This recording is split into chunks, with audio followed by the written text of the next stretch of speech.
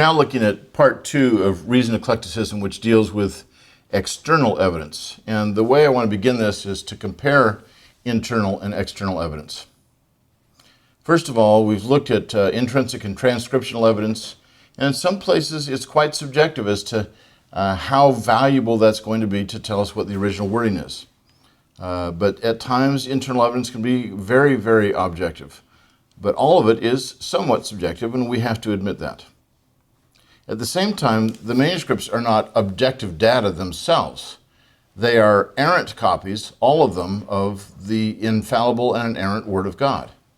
And so, just as all internal evidence is somewhat subjective, all manuscripts are somewhat corrupt. And consequently, scholars need to work through both sides of the issue to arrive at the wording of the original text. Reasoned eclecticism is the only approach that considers both components evenly, or at least it should. It isn't always done that way, but that's how I think it should be done. And that's how we're going to try to approach things as we give some illustrations of this. Well, to begin with, when you think about external evidence, it's important to think about what is a text type. We've talked about this before. I'm going to illustrate it in a couple ways this hour as well. First of all, it's the largest group of manuscripts with a common ancestor other than the original text. So we're not dealing with a small family of 6 or 7 manuscripts. We're dealing with the larger group that family belongs to. And as one scholar in the past called it, the nations. There's 2 or 3 nations that we're dealing with. I can illustrate this with the New King James Version versus the New American Standard Bible. Both of them are translated in a very similar way. In fact, some of the translators that worked on one translation worked on the other one as well. Let's just assume, just for sake of argument, that both of them are translating the text exactly the same way. The only difference would be what text they are translating. And when you look at the underlying Greek text, what you discover is that there's about 5,000 differences between the Greek text of the New King James versus the Greek text of the New American Standard Bible. So that we would call text types. In other words, there's a pattern of readings that we discover, that we discern as we read through various manuscripts, and we say, oh, this looks like it's a Byzantine text.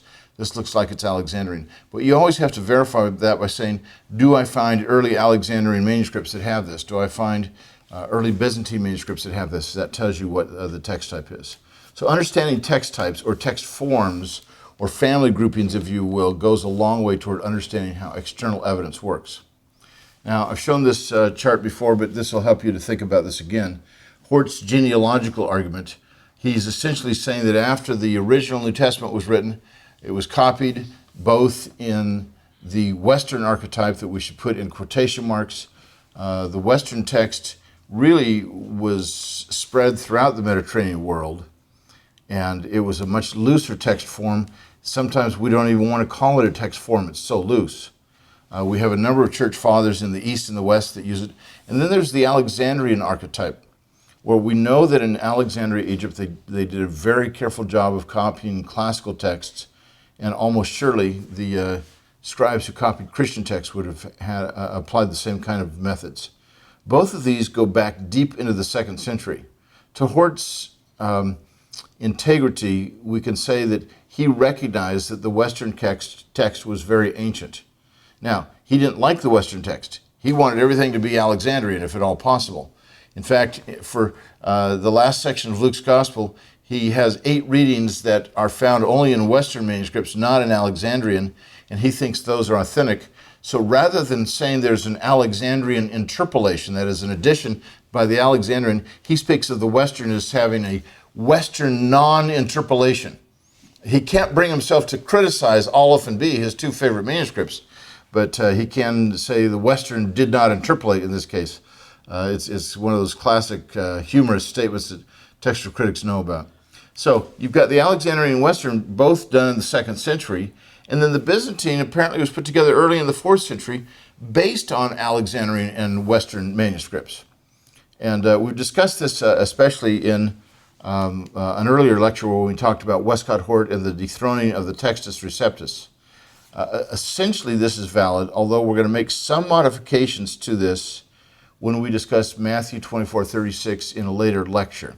but this is, I think, broadly a valid way in which to think about these manuscripts. Well, when you think about external evidence, there's three aspects that we're going to look at. Date and character of the manuscripts, the genealogical solidarity of the manuscripts, and the geographical distribution of these manuscripts. All of these aspects or divisions are intended to help us find readings that are older than the manuscripts that contain them. By definition, the wording that's in a manuscript has to be as old as that manuscript. But it's no older if that scribe created that wording, which means that most of the manuscripts, most of the variants in most of the manuscripts are much older than the manuscript in which they appear. Our goal is to take those manuscripts and try to work through them to see if we can come back to the very original text. One of these readings will go back to the first century. In fact, it's quite possible that more than one of these readings will go back to the first century. But the original reading obviously goes back to the first century, and there may be some others as well. But our goal is that even though we don't have any first century manuscripts, even though we have only a few second century and third century manuscripts, we are trying to recover the wording of the original on the basis of a confluence of a number of issues. So let's look at date and character of manuscripts to begin with. Here are some basic principles when we think about date and character. The closer in time to the original, the better the manuscript. That's a general guideline. If you have a manuscript that's, say, written in 120, and it's a manuscript, a copy of Paul's letter to the Philippians, there may be only, in terms of intervening generations of copies, maybe 3 or 4 generations of copies. And then you get to this manuscript, which might be the 4th or 5th generation of copies. But let's say you have another manuscript from, say, 1120. Now we might have 100 generations of copies before you get to that. The more people you have involved, the more scribes you have involved, the more generations of copying you have, the more likely it is that the text will be changed. So generally speaking, we can say the earlier the manuscript, the better. But another way to look at this is that manuscripts from a faithful line of copying are to be preferred. So if I have 2 manuscripts, one is a Western manuscript, which has an early ancestry, and the other an Alexandrian, which also has an early ancestry. Since the Alexandrian manuscripts come from a much more faithful line of copying, we should almost always give preference to those manuscripts. Not always, but almost always. When we compare this with internal evidence, we'll see that we don't do it exactly like that. And of course, those manuscripts, whether they come from a faithful line or not, those that are done carefully are to be preferred. Now, this might contradict that second category, though, in this respect. You could have a faithful manuscript in a careless line. You could have a careless manuscript in a faithful line. And the very best kinds of manuscripts are those that are faithful, in faithful lines, and early. Well, what would be among those? P75 is probably the most important manuscript among the early papyri. And in fact, it is the most important early papyrus because it's a very faithful copy in a very faithful line of transmission. Codex Vaticanus is not as old, not quite as old, but 100 years more recent, but it's extremely carefully done in a very faithful line of transmission. Codex D, early 5th century, probably 400 to 410, is not carefully done and it's not in a careful tradition, but it does represent the Western text, and you have other evidence, church fathers even from the 2nd century and others that tell us that the readings of Codex D go back to the 2nd century. So these are some of the ways we think about date and character. Now, next is genealogical solidarity. If the older and better manuscripts of a particular text type agree, it's more likely that they represent the wording of their local original. And I think that's a category I want you to begin to think about, local original, or the regional archetype, if you will. What happens is as these churches grow up in various parts of the ancient Mediterranean world, major churches become the center, the hub of activity in those regions, and that's where the copying is done, somehow related to those churches, perhaps in a professional scriptorium, perhaps just somehow related to a monastery or to the church or something like that. But that's where you get the major hubs of concentrated work of copying the manuscripts. And that's why we get text types, manuscripts that come from these various regions. Well, when we think about genealogical solidarity, we are thinking about solidarity of readings within a text type. That's the key thing that I want to stress. It's within the text type. So if the older and better manuscripts of a particular text type agree, it's more likely that they represent the wording of their local original. Now, if virtually all the manuscripts of a text type agree, they almost surely represent the reading of their local original. We use date and character to determine the best manuscripts for doing genealogical solidarity. But frankly, what you often get is that these best manuscripts are split, and we'll look at examples where they are split. I'm not going to play around with giving you real clear-cut cases on these textual problems. I'm going to pick some of the toughest ones to deal with and show you at least how I go about solving them and mention how certain I am as well. But the issue can get quite complicated, and I don't want us to get bogged down on that. We'll just leave it at this for now. So once again, we come back to Hort's genealogical argument. Now, we don't have the local originals of any of the archetypes or any of these text types. We don't have that second century archetype that was done in the first decades of the second century for the Alexandrian text, or the second century archetype for the Western, if there was even one, which probably is not the case. All we have are later copies. Now, some of these later copies are not significantly later. We do have, as I said, some second century manuscripts. But genealogical solidarity is the key way to determine the reading of that regional archetype. So if I have all of my Alexandrian witnesses, or all the more important ones, agreeing with each other, say from the 4th century through the 8th century, and Aleph and B and Codex A and other manuscripts, Codex 1739 from the 10th century, Codex 33 from the 9th, all these manuscripts agree with each other and say, by golly, that's almost surely what the original Alexandrian archetype said. So that's a reading that goes back to the early 2nd century, even though I have no manuscripts dated to the early 2nd century. Obviously, something has to go back to the original, and therefore, almost all of these readings are older than the manuscripts in which they occur. But when you think about the Byzantine archetype, here we're showing the archetype as 4th century. The earliest Byzantine manuscripts we have for Paul don't show up until the 9th century. And so what I'm essentially saying is when these manuscripts agree, and the Byzantine manuscripts present a solid front, I think we can certainly presume that that reading goes back to the 4th century archetype. So what majority text people object to is that I don't take it back to the 1st century. That's a hard sell to do that from 9th century manuscripts. To take it back to the 4th century is not quite so difficult, though. And again, we have not a single shred of evidence of the Byzantine text existing in versions, church fathers, or manuscripts before the 4th century. But we do have evidence, quite a bit of evidence for the Alexandrian Western text before that. Third aspect to external evidence is geographical distribution. The more widespread a textual variant is, the more likely it reflects the wording of the original, and that's especially true in the earlier centuries of copying. Now, when we talk about geographical distribution, we are not talking about keeping it within a text type. Genealogical solidarity has to do with how pure that reading is within that text type. Geographical distribution tells us in some of our earlier and better manuscripts, do they share the same reading? So here we're looking at the Mediterranean world. If we've got, say, in a 3rd century manuscript in Alexandria and a 3rd century church father in Antioch and a 3rd century version in Rome, all agreeing on the same wording in one place, and you can't come up with a predictable reason why that wording would be there, that tells you, these three groups, these three witnesses could not possibly have just met in Crete or someplace and decided, here's how we're going to crop the text.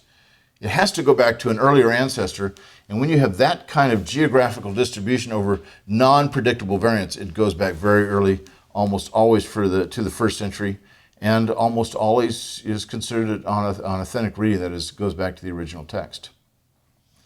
Now, let me show you how this all plays out when you think about genealogical solidarity and geographical distribution.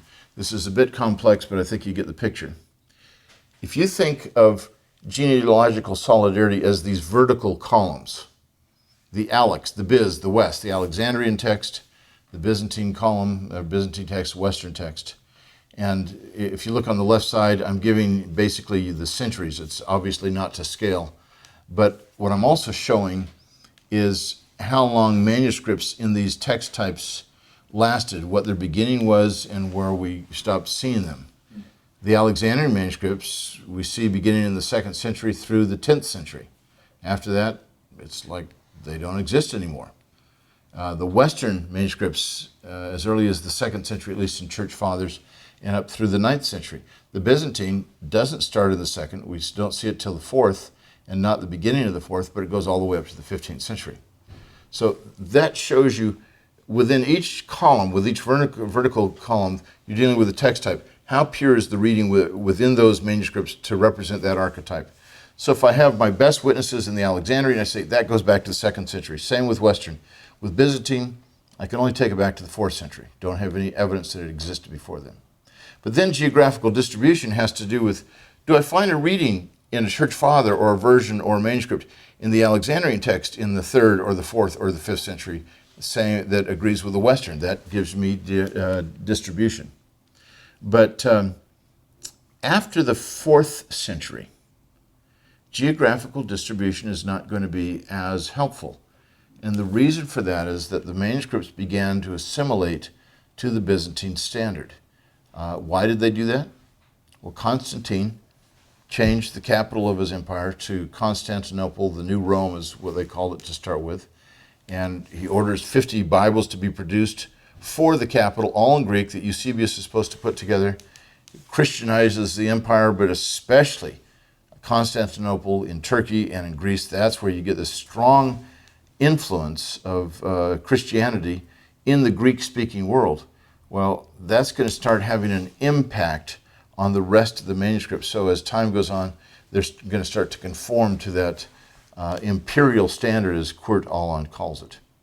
So geographical distribution is really helpful up through about the 4th century, but after that, it just doesn't help that much. So this is part of how we think through this.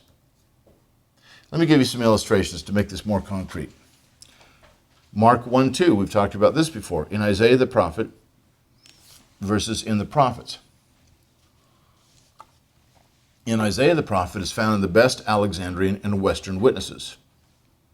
In the prophets is the reading of almost all the Byzantine manuscripts.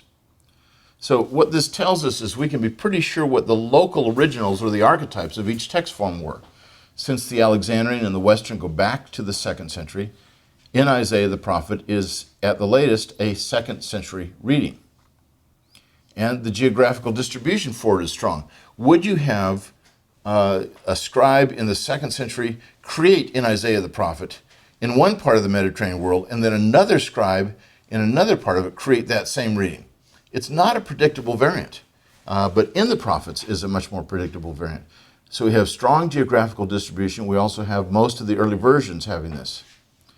The oldest manuscripts for in the prophets are from the late 4th century. But the Byzantine archetype surely had this reading in the early 4th. As I said before, the earliest Pauline Byzantine manuscripts we have are 9th century, but the earliest Gospel Byzantine manuscripts we have are late 4th century. So it surely is a reading that existed early in the 4th century. But in the prophets actually existed before that. Irenaeus, in the late 2nd century, speaks of in the prophets for this passage. Well, does that throw a monkey wrench into the whole thing? Or is what Irenaeus is doing something that is predictable himself? He was a great defender of Scripture. He didn't always quote it exactly. He adds things. He's known to explain material in the text and to change it to some degree to shows what he thinks it should say and what it's definitely talking about. And so most likely, because the Western and Alexandrian testimony is so strong, on the basis of external evidence, I would have to say this is a pretty strong argument for in Isaiah the prophet. Now let's go back one verse, Mark 1:1. The beginning of the gospel of Jesus Christ, the Son of God. The textual problem here is whether the Son of God is authentic or not. And so we could read the gospel, first verse as the beginning of the gospel of Jesus Christ, period. Well, the Alexandrian witnesses here are split.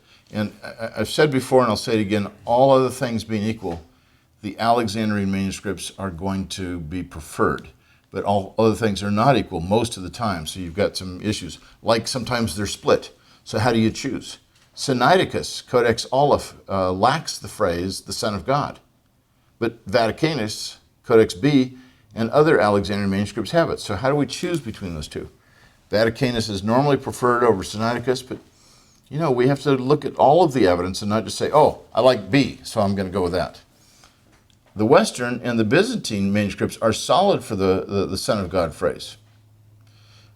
So when I look at this, I say, that's pretty compelling. And I would say on the basis of external evidence, the phrase is probably authentic. Most of the best Alexandrian, virtually all of the Western and Byzantine witnesses have it. But the internal evidence is something that I'll have to weigh as well. And we're going to look at the internal evidence in our third lecture and address this textual problem one more time. So I'm trying to give you some illustrations that we go over more than once so you get a really good feel how to deal with it. We've talked about the titles of the Gospels before, even though, again, these are not part of the original text. But you've got the Gospel according to Matthew, Mark, Luke, and John versus just according to. As I've said, the best Alexandrian manuscripts lack Gospel. That is, Codex Sinaiticus and Codex Vaticanus, Aleph and B, both lack the words gospel at the beginning of each of the four Gospels. But all other witnesses have gospel there if they have a title at all. Some manuscripts don't have a title, but if they put a title there at all, it's going to be the Gospel according to Mark, etc. And so what you have here is the Alexandrian text against the world. Not just the Alexandrian text, though. It's specifically Aleph and B against the world, because for Gospel of John, P66 and P75, which have that, early papyri have the Gospel according to John. So geographical distribution here is not real helpful because the Western and the Byzantine combination only tells us that this is a 2nd century reading, that is Gospel according to John. And we already know that from the early papyri. That's definitely there. The Byzantine doesn't really help the Western that much. But this is, again, something that we need to wrestle with internally. And what I've suggested is that here the harder reading and the shorter reading is without the word gospel. No scribe would say, oh yeah, I'm going to cut this word gospel out of my text when he gets to Mark 1:1, the beginning of the gospel of Jesus Christ, the Son of God. Why would they cut out the word gospel as a title if it's in that very first verse? It makes absolutely no sense. Unless you want to charge these scribes with being malicious and being haphazardly so, because they sure were not consistent, and so they would be so inconsistently malicious that they drop the title in the very next verse they put it. Why would they call it the gospel of Jesus Christ? They just say the beginning of what Jesus did or something like that. So it makes no sense to argue these scribes were evil heretics who put these manuscripts together. Another illustration is John 14:17, and this is going to be the last one I'll use for this lecture. Here we have the Spirit of truth, whom the world cannot accept because it does not see him or know him. But you know him, Jesus says, because he resides with you and he will be in you, or he is in you. We've talked about this internally, at least a little bit in terms of intrinsic evidence. We'll come back to this problem later. But as far as the external evidence is concerned, P66, Codex B, that is Vaticanus, D, Codex Bezae, W, Washingtonianus, all read he resides with you and he is in you. That's pretty significant witnesses. But virtually all others read will be, including P75, which I think is a much more important manuscript than P66, and Codex Sinaiticus, as well as the rest of the Westerns and the Byzantines.